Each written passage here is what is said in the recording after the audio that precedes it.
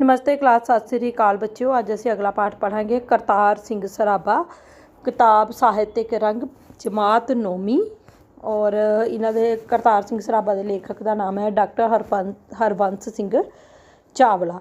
सो बच्चों, तुहानूं पता होवेगा 1947 तो पहला साडा देश गुलाम सी और हिंदुस्तान 200 साल गुलाम रहा है। और बहुत सारे भारत के बहुत सारे नौजवानों ने अपने देश को आज़ाद करवाने के लिए अपना बलिदान दिता और उस तो बाद विच देश आज़ाद होया। उन्हां नौजवानों के विचों सरदार करतार सिंह सराभा भी एक होए हन। और करतार सिंह सराभा चाहते तो एक ऐश की जिंदगी जियो सकते सन और अपनी जिंदगी दे विच कुछ बन भी सकते सन, पर उन्होंने अपनी जिंदगी दे विच कुछ बन नालों ऐश करन नालों गुलामी दीयां जंजीरां नूं कट्टना जरूरी समझिया। और उन्हां दी कुर्बानी सदका सानू आज़ादी मिली हुई है। सानू अपने देश भगतां दी ये कुर्बानी नूं हमेशा याद रखना चाहिए। और उस जिस आज़ादी का आनंद असीं मान रहे हैं, ये आज़ादी साडे देश भगतां दी कुर्बानियां दे सदका ही सानू मिली हुई है। और इन्हां देश भगतां नूं सच्ची सुच्ची श्रद्धांजलि ये है, इस तरह असीं दे सकते हैं कि उन्हां दे कदमां दे उत्ते चलदे होए उन्हां दे सुपनिਆਂ नूं पूरा करिए। और साडे देश दे उत्ते जे कोई मैली नज़र करके वेखे तो उसकी नज़र ही बाहर कढ़ देनी है। अपने देश के लिए कुर्बान होने के लिए हमेशा तैयार रहना चाहिए। सो बच्चों, अज असीं पढ़ांगे करतार सिंह सराभा के बारे में।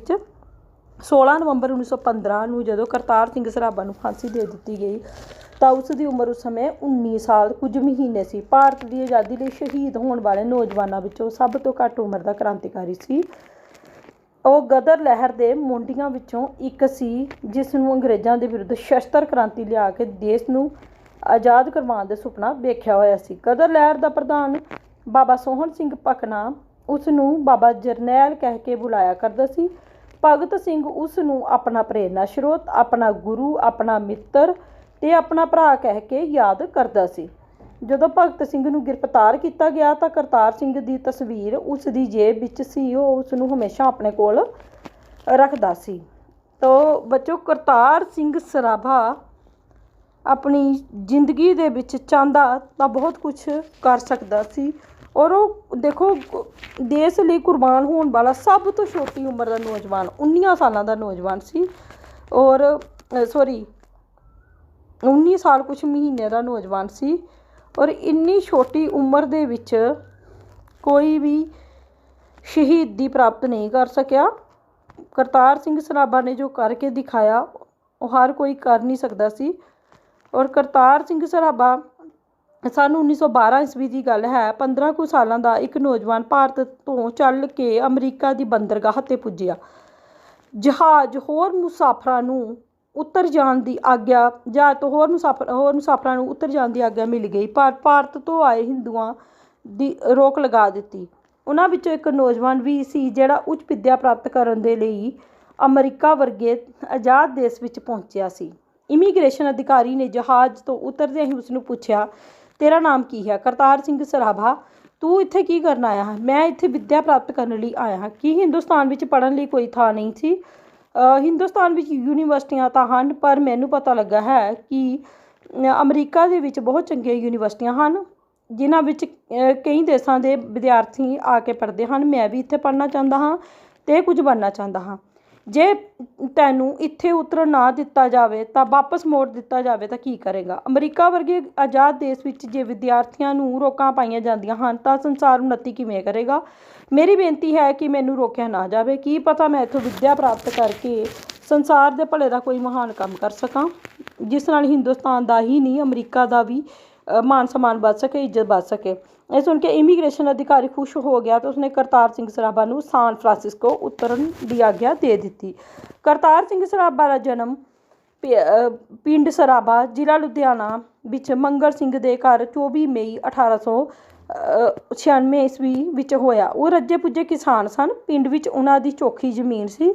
ਕਰਤਾਰ ਸਿੰਘ ਅਜੇ ਬੱਚਾ ਹੀ ਸੀ ਕਿ ਉਹਨਾਂ ਦੇ ਪਿਤਾ ਦਾ ਦੇਹਾਂਤ ਹੋ ਗਿਆ।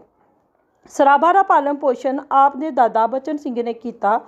ਉਹਨਾਂ ਦੀ ਰੀਤ ਸੀ ਕਿ ਸਰਾਭਾ ਵੱਡਾ ਹੋ ਕੇ ਕੋਈ ਸਰਕਾਰੀ ਅਫਸਰ ਬਣੇ। ਕਰਤਾਰ ਸਿੰਘ ਸਰਾਭਾ ਦੀ ਇੱਕ ਭੈਣ ਵੀ ਸੀ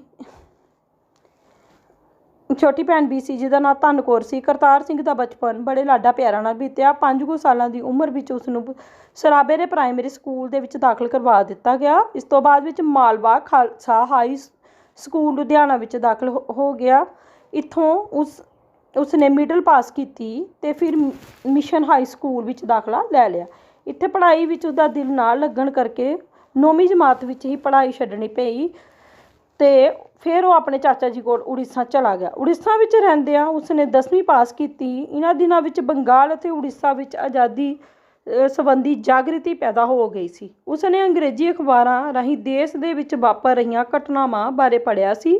ਉਸਨੇ ਪਹਿਲੀ ਵਾਰ ਇਹ ਮਹਿਸੂਸ ਕੀਤਾ ਸੀ ਕਿ ਅੰਗਰੇਜ਼ੀ ਸਾਮਰਾਜ ਕਿਸ ਬੇਕਦਰੀ ਨਾਲ ਭਾਰਤ ਵਾਸੀਆਂ ਦਾ ਲਹੂ ਚੂਸ ਰਿਹਾ ਹੈ। ਇੱਥੇ ਉਸਨੂੰ ਅਗਾਂਹ ਵਧੂ ਸਾਹਿਤ, ਇਤਿਹਾਸ ਅਤੇ ਰਾਜਨੀਤੀ ਨਾਲ ਸੰਬੰਧਿਤ ਕਈ ਪੁਸਤਕਾਂ ਪੜ੍ਹਨ ਦਾ ਮੌਕਾ ਵੀ ਮਿਲਿਆ। ਉਹ ਬੜਾ ਸਮਝਦਾਰ ਅਤੇ ਤੀਖਣ ਬੁੱਧੀ ਦਾ ਮਾਲਕ, ਤੀਖਣ ਬੁੱਧੀ ਮਤਲਬ ਤੇਜ਼ ਬੁੱਧੀ ਦਾ ਮਾਲਕ ਸੀ। ਉਸਨੇ ਆਪਣੀ ਮਾਤ ਭਾਸ਼ਾ ਪੰਜਾਬੀ ਦੇ ਨਾਲ ਨਾਲ ਹਿੰਦੀ, ਉਰਦੂ, ਅੰਗਰੇਜ਼ੀ ਦੀ ਵੀ ਚੰਗੀ ਮੁਹਾਰਤ ਹਾਸਲ ਕਰ ਲਈ। ਉਸਨੂੰ ਫੁੱਟਬਾਲ ਅਤੇ ਕ੍ਰਿਕਟ ਖੇਡਣ ਦਾ ਵੀ ਬਹੁਤ ਸ਼ੌਂਕ ਸੀ। ਦੇਸ਼ ਨੂੰ ਆਜ਼ਾਦ ਕਰਵਾਉਣ ਲਈ ਕ੍ਰਾਂਤੀਕਾਰੀ ਸੋਚ ਰੱਖਣ ਵਾਲਿਆਂ ਦੀ ਇੱਕ ਨਵੀਂ ਸੰਸਥਾ ਬਣਾਈ ਗਈ ਸੀ ਜਿਸ ਦਾ ਨਾਂ ਦੀ Hindi association of Pacific cost ਰੱਖਿਆ ਗਿਆ ਸੀ। ਸਰਾਭਾ ਨੂੰ ਉਸ ਦੀ ਛੋਟੀ ਉਮਰ ਕਰਕੇ ਪਾਰਟੀ ਦਾ ਕੋਈ ਵੀ ਅਹੁਦਾ ਨਾ ਦਿੱਤਾ ਗਿਆ, ਪਰ 1 ਨਵੰਬਰ 1913 ਨੂੰ ਗਦਰ ਪਰਚੇ ਦਾ ਪ੍ਰਕਾਸ਼ਨ ਜਦੋਂ ਹੋਇਆ ਤਾਂ ਉਸ ਨੂੰ ਸਾਰੀ ਜ਼ਿੰਮੇਵਾਰੀ ਦਿੱਤੀ ਗਈ। ਇਸ ਪਰਚੇ ਦੇ ਨਾਂ 'ਤੇ ਹੀ ਦੀ Hindi association of Pacific coast ਦਾ ਨਾਂ ਬਦਲ ਕੇ ਗਦਰ ਲਹਿਰ ਪ੍ਰਸਿੱਧ ਹੋ ਗਿਆ। ਸਰਾਭਾ ਗਦਰ ਦੇ ਲਈ ਬੜੀਆਂ ਜੋਸ਼ੀਲੀਆਂ ਕਵਿਤਾਵਾਂ ਲਿਖਿਆ ਕਰਦਾ ਸੀ। ਜਦੋਂ ਪਰਚੇ ਦੀਆਂ ਕਾਪੀਆਂ ਆਪਣੇ ਸਾਈਕਲ 'ਤੇ ਰੱਖ ਕੇ ਘਰੀ ਵੰਡਣ ਜਾਂਦਾ ਤਾਂ ਉੱਤੇ ਬੁੱਲਾਂ 'ਤੇ ਅਕਸ਼ਰ ਇਹ ਪੱਕਤੀਆਂ ਹੋਈਆਂ ਕਰਦੀਆਂ ਸਨ। ਸੇਵਾ ਦੇਸ਼ ਦੀ ਜ਼ਿੰਦੜੀਏ ਬੜੀ ਔਖੀ, ਗੱਲਾਂ ਕਰਨੀਆਂ ਸੁਖਾਲੀਆਂ ਨੇ, ਜਿਨ੍ਹਾਂ ਦੇਸ਼ ਸੇਵਾ ਵਿੱਚ ਪੈਰ ਪਾਇਆ ਉਹਨਾਂ ਲੱਖ ਮੁਸੀਬਤਾਂ ਝੱਲੀਆਂ ਨੇ। ਜਦੋਂ ਇਹ ਨੌਜਵਾਨ ਕ੍ਰਾਂਤੀਕਾਰੀ ਦੇਸ਼ ਨੂੰ ਆਜ਼ਾਦ ਕਰਵਾਉਣ ਲਈ ਆਪਣੇ ਮਿਸ਼ਨ ਦੀ ਪੂਰਤੀ ਵਿੱਚ ਲੱਗ ਗਿਆ, ਉਦੋਂ ਉਸ ਦੀ ਉਮਰ 18 ਸਾਲ ਦੀ ਸੀ। ਉਸ ਦਾ ਨਿੱਤ ਪ੍ਰੋਗਰਾਮ ਇਸ ਤਰ੍ਹਾਂ ਦਾ ਸੀ, ਉਹ ਪਿੰਡਾਂ ਵਿੱਚ ਜਾਂਦਾ, ਲੋਕਾਂ ਨੂੰ ਮਿਲਦਾ, ਉਹਨਾਂ ਵਿੱਚ ਗਦਰ ਦਾ ਪ੍ਰਚਾਰ ਕਰਦਾ ਅਤੇ ਲੋਕਾਂ ਨੂੰ ਅੰਗਰੇਜ਼ਾਂ ਵਿਰੁੱਧ ਤਿਆਰ ਹੋ ਜਾਣ ਲਈ ਪ੍ਰੇਰਦਾ। ਕਰਤਾਰ ਸਿੰਘ ਸਰਾਭਾ ਉਸ ਸਮੇਂ ਗਦਰ ਲਹਿਰ ਦੀ ਅਗਵਾਈ ਕਰ ਰਿਹਾ ਸੀ। ਉਹ ਫੌਜੀ ਛਾਉਣੀਆਂ 'ਤੇ ਹਮਲੇ ਕਰਕੇ ਉੱਥੇ ਕੁਝ ਹਥਿਆਰ ਪ੍ਰਾਪਤ ਕਰਨਾ ਚਾਹੁੰਦਾ ਸੀ। ਇਸ ਕੰਮ ਲਈ ਪਾਰਟੀ ਦੇ ਜ਼ਿੰਮੇਵਾਰ ਮੈਂਬਰਾਂ ਨੇ ਵੱਖੋ-ਵੱਖ ਛਾਉਣੀਆਂ ਨੂੰ ਜਾਇਜ਼ਾ ਲੈਣ ਲਈ ਨਿਯੁਕਤ ਕੀਤਾ ਸੀ। ਇਹਨਾਂ ਸਾਰਿਆਂ ਵਿੱਚ ਤਾਲਮੇਲ ਬਣਾਈ ਰੱਖਣ ਦੀ ਜ਼ਿੰਮੇਵਾਰੀ ਕਰਤਾਰ ਸਿੰਘ ਸਰਾਭਾ ਦੀ ਸੀ, ਜਿਸ ਨੂੰ ਨਾ ਸਮੇਂ ਸਿਰ ਖਾਣ ਦੀ ਵਿਹਲ ਸੀ ਅਤੇ ਨਾ ਆਰਾਮ ਕਰਨ ਦੀ। ਉਸ ਦੇ ਦਿਲੋਂ ਦਿਮਾਗ 'ਤੇ ਬਸ ਇੱਕੋ ਹੀ ਵਿਚਾਰ ਛਾਇਆ ਹੋਇਆ ਸੀ ਕਿ ਆਪਣੇ ਗੁਲਾਮ ਦੇਸ਼ ਨੂੰ ਕਿਸ ਤਰ੍ਹਾਂ ਆਜ਼ਾਦ ਕਰਵਾ ਸਕੇ। ਗਦਰ ਲਹਿਰ ਸ਼ੁਰੂ ਕਰਨ ਲਈ 21 ਫਰਵਰੀ 1915 ਦਾ ਦਿਨ ਨਿਸ਼ਚਿਤ ਕੀਤਾ ਗਿਆ। ਇਸ ਲਈ ਸਾਰੀਆਂ ਤਿਆਰੀਆਂ ਮੁਕੰਮਲ ਵੀ ਹੋ ਗਈਆਂ ਸਨ। ਗਦਰ ਮੇਰਠ, ਫਿਰੋਜ਼ਪੁਰ ਅਤੇ ਮੀਆਂ ਮੀਰ ਤੋਂ ਸ਼ੁਰੂ ਹੋਣਾ ਸੀ। ਸਰਾਭਾ ਨੇ ਫਿਰੋਜ਼ਪੁਰ ਅਤੇ ਵਿਸ਼ਨੂੰ ਗਣੇਸ਼ ਪਿੰਗਲੇ ਨੇ ਮੇਰਠ ਤੋਂ ਕਾਰਵਾਈ ਵਿੱਚ ਹਿੱਸਾ ਲੈਣਾ ਸੀ। ਗਦਰ ਦੇ ਕੁਝ ਹੋਰ ਨੇਤਾਵਾਂ ਨੇ 20 ਫਰਵਰੀ 1915 ਨੂੰ ਲੋਪੋਕੋ ਦੇ ਪੁਲਿਸ ਸਟੇਸ਼ਨ 'ਤੇ ਹਮਲਾ ਕਰਕੇ 21 ਫਰਵਰੀ 1915 ਨੂੰ ਲਾਹੌਰ ਪੁੱਜਣਾ ਸੀ, ਪਰ ਇਸ ਤੋਂ ਪਹਿਲਾਂ ਹੀ ਗਦਰ ਦੀਆਂ ਯੋਜਨਾਵਾਂ ਅਮਲੀ ਜਾਮਾ ਪਾ ਸਕਦੀਆਂ। ਪਾਰਟੀ ਦੇ ਇੱਕ ਮੈਂਬਰ ਕਿਰਪਾਲ ਸਿੰਘ ਨੇ ਇਹਨਾਂ ਯੋਜਨਾਵਾਂ ਦੀ ਸੂਚਨਾ ਅੰਗਰੇਜ਼ੀ ਅਧਿਕਾਰੀ ਤੱਕ ਪਹੁੰਚਾ ਦਿੱਤੀ। ਉਸ ਨੂੰ ਪਾਰਟੀ ਵਿੱਚ ਸ਼ਾਮਲ ਹੋਇਆ ਅਜੇ ਕੁਝ ਹੀ ਦਿਨ ਹੋਏ ਸਨ। ਗਦਰ ਦੇ ਪਾਰਟੀ ਦੇ ਮੈਂਬਰਾਂ ਨੂੰ ਵੀ ਪਤਾ ਲੱਗ ਚੁੱਕਾ ਸੀ ਕਿ ਉਹਨਾਂ ਦੇ ਦੁਆਰਾ ਮਿੱਥੀ ਤਰੀਕ ਦਾ ਕਿਸੇ ਤਰ੍ਹਾਂ ਸਰਕਾਰ ਨੂੰ ਪਤਾ ਲੱਗ ਚੁੱਕਾ ਹੈ। ਉਹਨਾਂ ਨੇ ਕਾਹਲੀ ਵਿੱਚ ਫੈਸਲਾ ਲੈ ਕੇ ਗਦਰ ਦੀ ਤਾਰੀਖ 2 ਦਿਨ ਪਹਿਲਾਂ ਕਰ ਦਿੱਤੀ। ਹੁਣ 21 ਫਰਵਰੀ 1915 ਦੀ ਥਾਂ 19 ਫਰਵਰੀ ਦਾ ਦਿਨ ਨਿਸ਼ਚਿਤ ਕਰ ਲਿਆ ਗਿਆ। ਇਹ ਸੂਚਨਾ ਵੀ ਕਿਰਪਾਲ ਸਿੰਘ ਨੇ ਅੰਗਰੇਜ਼ ਅਧਿਕਾਰੀਆਂ ਤੱਕ ਪਹੁੰਚਾ ਦਿੱਤੀ। ਉਹਨਾਂ ਨੇ ਗਦਰੀ ਨੇਤਾਵਾਂ ਦੇ ਗੁਪਤ ਠਿਕਾਣਿਆਂ ਦੀਆਂ ਲੁਕਮੀਆਂ ਥਾਵਾਂ 'ਤੇ ਛਾਪੇ ਮਾਰ ਕੇ ਸਾਰੇ ਨੇਤਾਵਾਂ ਨੂੰ ਗ੍ਰਿਫਤਾਰ ਕਰ ਲਿਆ। ਇਸੇ ਤਰ੍ਹਾਂ ਗਦਰ ਸ਼ੁਰੂ ਹੋਣ ਤੋਂ ਪਹਿਲਾਂ ਹੀ ਖਤਮ ਹੋ ਗਿਆ ਔਰ ਖਤਮ ਹੋਇਆ ਉਸ ਦੇਸ਼ ਧਰੋਹੀ ਕਿਰਪਾਲ ਸਿੰਘ ਦੀ ਵਜ੍ਹਾ ਨਾਲ। ਇਸ ਲਹਿਰ ਦੇ ਆਖਰੀ ਝਟਕਾ ਉਦੋਂ ਲੱਗਾ ਜਦੋਂ 2 ਮਾਰਚ 1915 ਨੂੰ ਕਰਤਾਰ ਸਿੰਘ ਸਰਾਭਾ ਅਤੇ 23 ਮਾਰਚ 1915 ਨੂੰ ਵਿਸ਼ਨੂੰ ਗਣੇਸ਼ ਪਿੰਗਲੇ ਨੂੰ ਗ੍ਰਿਫਤਾਰ ਕਰ ਲਿਆ ਗਿਆ। ਗ੍ਰਿਫਤਾਰੀ ਮਗਰੋਂ ਕਰਤਾਰ ਸਿੰਘ ਨੂੰ ਲਾਹੌਰ ਸੈਂਟਰਲ ਜੇਲ੍ਹ ਵਿੱਚ ਲਿਆਂਦਾ ਗਿਆ।